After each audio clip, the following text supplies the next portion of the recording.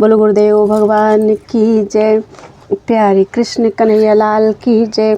श्री वामन पुराण 22वां अध्याय कुरु की कथा, कुरुक्षेत्र का निर्माण प्रसंग और प्रथोदक तीर्थ का महात्म्य। देवदेव उवाच। देवों के देव भगवान विष्णु ने कहा, उस तपती के गर्भ से मनुष्यों में श्रेष्ठ संवरण के द्वारा राज लक्षणों वाला एक पुत्र उत्पन्न हुआ। वह जात कर्म आदि संस्कारों से संस्कृत होकर इस प्रकार बढ़ने लगा, जैसे घी की आहुति डालने से अग्नि बढ़ती है। देवगण मित्रावरुण के पुत्र वशिष्ठ जी ने उसका यथा समय चौल संस्कार कराया। 90 वर्ष में उसका उपनयन संस्कार कराया। फिर वह श्रम क्रम से अध्ययन कर वेद तथा शास्त्रों का पारगामी विद्वान हो गया एवं 24 वर्षों में तो फिर वह सर्वज्ञ सा हो गया। पुरुषश्रेष्ठ संवरण का वह पुत्र इस भूभाग पर कुरु नाम से प्रसिद्ध हुआ। तब राजा उस कल्याणकारी अपने धार्मिक पुत्र को उपयुक्त अवस्था में आए हुए देखकर किसी उत्तम कुल में उसके विवाह का यत्न करने लगे। राजा ने कुरु के लिए सुंदर स्वरूप वाली सुदामा की पुत्री सौदामिनी को चुना और सुदामा राजा ने भी उसे कुरु को विधिवत प्रदान कर दिया। उस राजकुमारी को पाकर वह कुरु धर्म और अर्थ का यथावत पालन करते हुए उस तनवंगी अर्थात कृशांगी के साथ गार्हस्थ धर्म में वैसे ही रहने लगा जैसे पौलोमी सची के साथ इंद्र दाम्पत्य जीवन व्यतीत करते हुए रहते हैं। उसके बाद बलवान राजा ने राज्यभार के वहन करने में, राज्य कार्य संचालन में उसे समर्थ जानकर विधि पूर्वक युवराज पद पर अभिषिक्त कर दिया। तब पिता के द्वारा अपने राज्य पद पर अभिषिक्त होकर कुरु औरस पुत्र की भांति अपनी प्रजा का और पृथ्वी का पालन करने लगा। प्रजा और पृथ्वी के पालन में लगे हुए वे राजकुमार कुरु क्षेत्रपाल तथा पशुपाल भी हुए। महाबली वे सर्वपालक एवं प्रजापालक भी हुए। फिर उन्होंने सोचा कि संसार में यश ही सर्वश्रेष्ठ वस्तु है, उसे प्राप्त करना चाहिए, क्योंकि जब तक संसार में कीर्ति भलीभांति स्थित रहती है तब तक मनुष्य देवताओं के साथ निवास करता है। इस प्रकार यथार्थता का विचार कर वे राजा यश की प्राप्ति के लिए समस्त पृथ्वी पर विचरण करने लगे। उसी सिलसिले में वे बलशाली राजा पवित्र द्वैत वन पहुँचे एवं पूर्ण सुसंतुष्ट होकर उसके भीतर प्रविष्ट हो गए। प्रविष्ट होने के बाद राजा ने वहाँ पर पापनाशिनी उस पवित्र सरस्वती नदी को देखा, जो परकटी अर्थात पाकड़ वृक्ष से उत्पन्न ब्रह्मा की पुत्री है। वह हरिजिह्वा ब्रह्मपुत्री और सुदर्शन जननी नाम से भी प्रसिद्ध है। वह सुविस्तृत हृद अर्थात बड़ा ताल या झील में स्थित है। उसके तट पर करोड़ों तीर्थ हैं। उसके जल को देखते ही राजा को उसमें स्नान करने की इच्छा हुई। उन्होंने स्नान किया और बड़े प्रसन्न हुए। फिर वे उत्तर दिशा में स्थित ब्रह्मा की समंत पंचक वेदी पर गए। वह समंत पंचक नामक धर्म स्थान चारों ओर 5-5 योजन तक फैला हुआ है। देवताओं ने पूछा, पुरुषोत्तम, ब्रह्मा की कितनी वेदियां हैं? क्योंकि आपने इस सर्वपंचक वेदी को उत्तर वेदी अन्य दिशा सापेक्ष शब्द उत्तर से परिविष्ट कहा है। भगवान विष्णु बोले, लोकों के स्वामी ब्रह्मा की 5 वेदियां धर्म सेतु के सदृश हैं, जिन पर देवाधिदेव विश्वेश्वर श्री शंभु ने यज्ञ किया था। प्रयाग मध्य वेदी है, गया पूर्व वेदी है और अनंत फलदायिनी जगन्नाथपुरी दक्षिण वेदी है। इसी प्रकार 3 कुंडों से अलंकृत पुष्कर क्षेत्र पश्चिम वेदी है और अव्यय समंत पंचक उत्तर वेदी है। राजर्षि कुरु ने सोचा कि इस समंत पंचक क्षेत्र को महाफलदायी करूँगा और यही समस्त मनोरथों अर्थात कामनाओं की खेती करूँगा। अपने मन में इस प्रकार विचार कर वे राजाओं में शिरोमणि कुरु रथ से उतर पड़े एवं उन्होंने अपनी कीर्ति के लिए अनुपम स्थान का निर्माण किया। राजा ने सुवर्णमय हल बनवाकर उसमें शंकर के बैल एवं यमराज के पौंड्रक नामक भैंसे को नाथ कर स्वयं जोतने के लिए तैयार किया। इस पर इंद्र ने उनके पास जाकर कहा, राजन, आप यहाँ यह क्या करने के लिए उद्यत हुए हैं?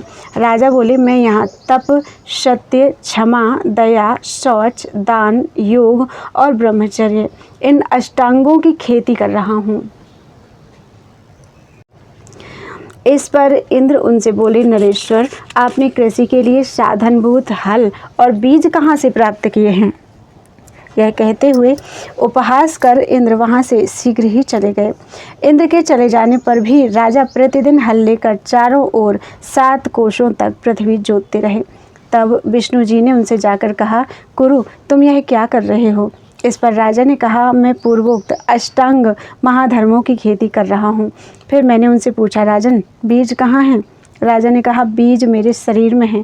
मैंने उनसे कहा, उसे मुझे दे दो, मैं उसे बोऊंगा, तुम हल चलाओ। तब राजा ने अपना दाहिना हाथ फैला दिया। फैलाए हुए हाथ को देखकर मैंने चक्र से शीघ्र ही उसके हजारों टुकड़े कर डाले और उन टुकड़ों को तुम देवताओं को दे दिया। उसके बाद राजा ने वाम बाहु दिया और उसे भी मैंने काट दिया।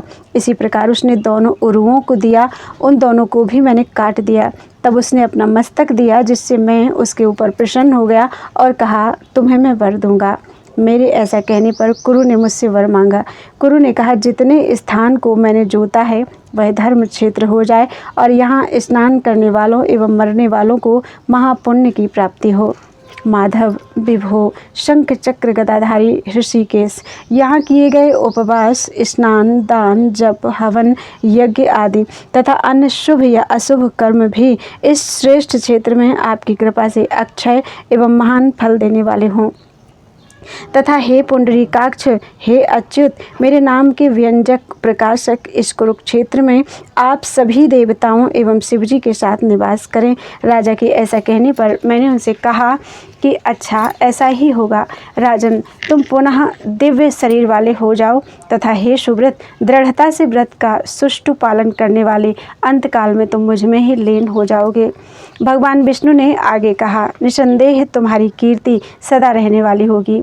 यहाँ पर यज्ञ करने वाले व्यक्ति यजमान यज्ञ करेंगे। फिर उस क्षेत्र की रक्षा करने के लिए उन पुरुषोत्तम भगवान ने राजा को चंद्र नामक यक्ष, वासुकी नामक सर्प, शंकुकर्ण नामक विद्याधर, सुकेशी नामक राक्षसेश्वर, अजावन नामक राजा और महादेव नामक अग्नि को दे दिया।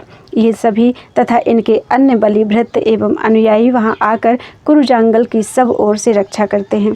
8000 धनुषधारी जो पापियों को यहाँ से हटाते रहते हैं, वे उग्र रूप धारण कर चराचर के दूसरे भूतगण पापियों को स्नान नहीं करने देते। उसी कुरुजांगल के मध्य पाप करने वाला एवं ये अति पवित्र कल्याणकारी प्रथोदक पोहोआ नामक तीर्थ है, जहाँ शुभ जल से पूर्ण एक पवित्र नदी पूर्व की ओर बहती है।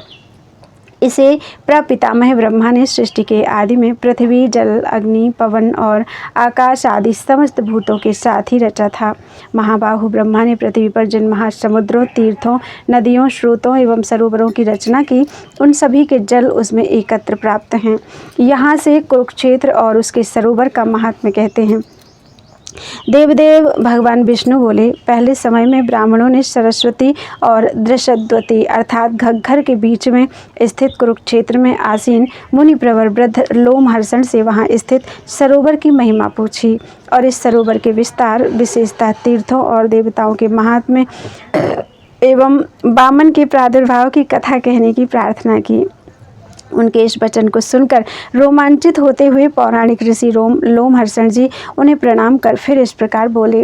लोमहर्षण जी बोले, सबसे पहले उत्पन्न होने वाले कमलासन ब्रह्मा, लक्ष्मी के सहित विष्णु और महादेव रुद्र को सिर झुकाकर प्रणाम करके मैं महान ब्रह्मशर तीर्थ का वर्णन करता हूँ। ब्रह्मा ने पहले कहा था कि वह सन्निहित सरोवर रंतुक नामक स्थान से लेकर औजस नामक स्थान तक तथा पावन से चतुर्मुख तक फैला हुआ है। ब्राह्मण श्रेष्ठ हो, किंतु अब कली और द्वापर के मध्य में महात्मा व्यास ने सरोवर का जो वर्तमान प्रमाण बतलाया है, उसे आप लोग सुने। विश्वेश्वर स्थान से अस्थिपुर तक और वृद्धा कन्या से लेकर ओघवती नदी तक यह सरोवर स्थित है। ब्राह्मण श्रेष्ठ हो, मैंने वामन पुराण में वर्णित जो प्रमाण सुना है, आप उस पवित्र एवं कल्याणकारी प्रमाण को सुने। विश्वेश्वर स्थान से देववर तक एवं नृपावन से सरस्वती तक चतुर्दिक आधे योजन 2 कोशों में फैले इस सन्निहित सर को समझना चाहिए। मोक्ष की इच्छा से आए हुए देवता एवं ऋषिगण इसका आश्रय लेकर सदा इसका सेवन करते हैं तथा अन्य लोग स्वर्ग के निमित्त यहाँ रहते हैं। योगीश्वर ब्रह्मा ने सृष्टि की इच्छा से एवं भगवान श्री विष्णु ने जगत के पालन की कामना से इसका आश्रय लिया था। इसी प्रकार सरोवर के मध्य में बैठकर महात्मा रुद्र ने भी इस तीर्थ का सेवन किया, जिससे महातेजस्वी उन्हर को स्थिरत्व प्राप्त हुआ। अंत में यह ब्रह्मवेदी कहा गया था, किंतु आगे चलकर इसका नाम राम हृद हुआ। उसके बाद राजर्षि कुरु द्वारा जोते जाने से इसका नाम कुरुक्षेत्र पड़ा। तरंतुक एवं अरंतुक नाम के स्थानों का मध्य तथा राम हृद एवं चतुर्मुख का मध्य भाग समंत पंचक है, जो कुरुक्षेत्र कहा जाता है। इसे पितामह की उत्तर वेदी भी कहते हैं। इस प्रकार श्री वामन पुराण में 22वां अध्याय पूरा हुआ। बोलो वृंदावन बिहारी लाल की जय।